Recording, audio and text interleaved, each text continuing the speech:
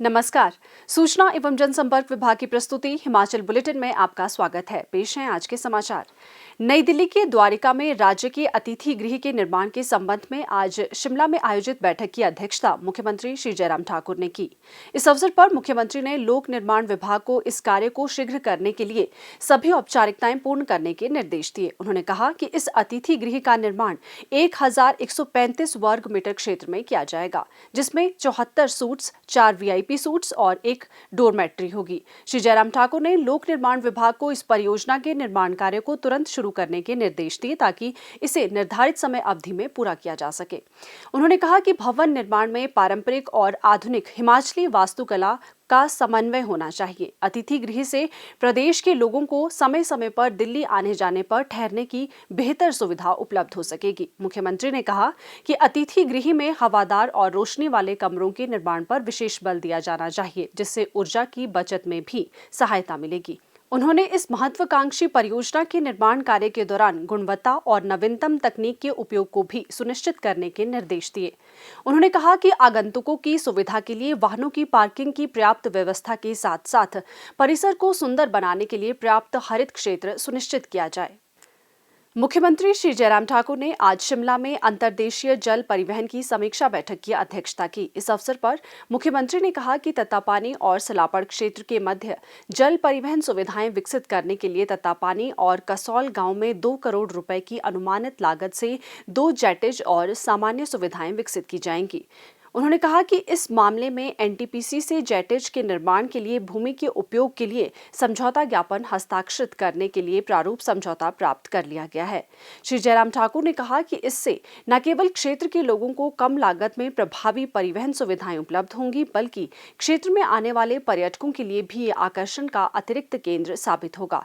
इससे आसपास के क्षेत्रों में आर्थिक गतिविधियों को बढ़ावा मिलेगा और युवाओं के लिए रोजगार और स्वरोजगार के अवसर सृजित होंगे।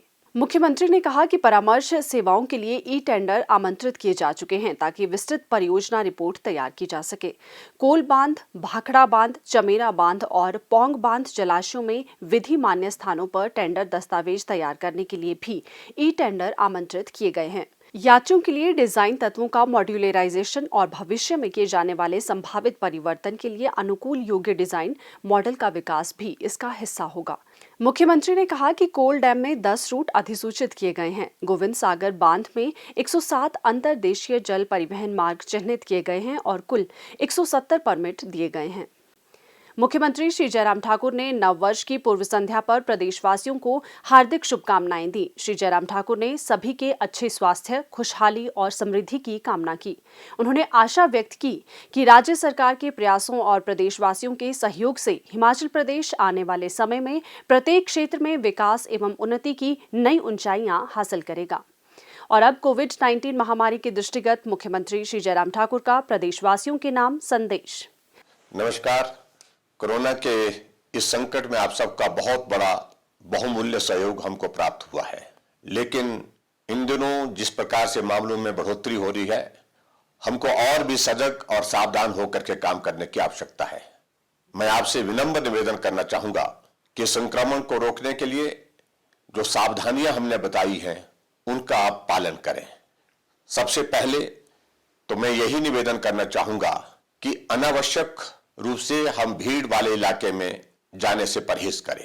कहीं भी किसी भी कार्यक्रम में, चाहे वो शादी है, चाहे वो धार्मिक आयोजन है, चाहे आपके परिवार में कोई कार्यक्रम है, 50 से अधिक संख्या किसी भी सूरत में वहां नहीं होनी चाहिए। कोई भी व्यक्ति मास्क के बिना घर से बाहर ना निकले। अपने हाथ धोते रहें और सैनिटाइजर का भी इस्तेमाल करें।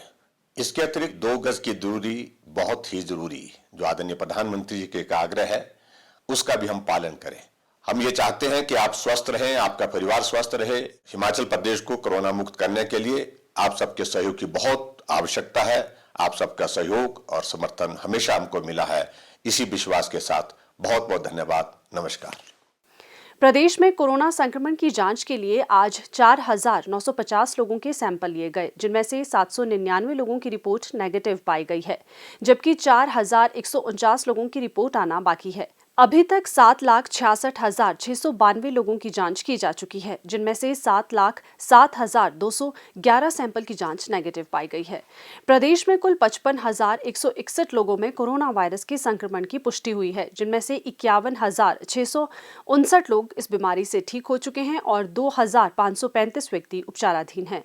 हिमाचल बुलेटिन देखने के लिए सब्सक्राइब करें YouTube channel DPR Himachal, follow करें ट्विटर @DPRHP, लाइक करें Facebook page information and public relations department Himachal Pradesh, visit करें वेबसाइट www.himachalpr.gov.in।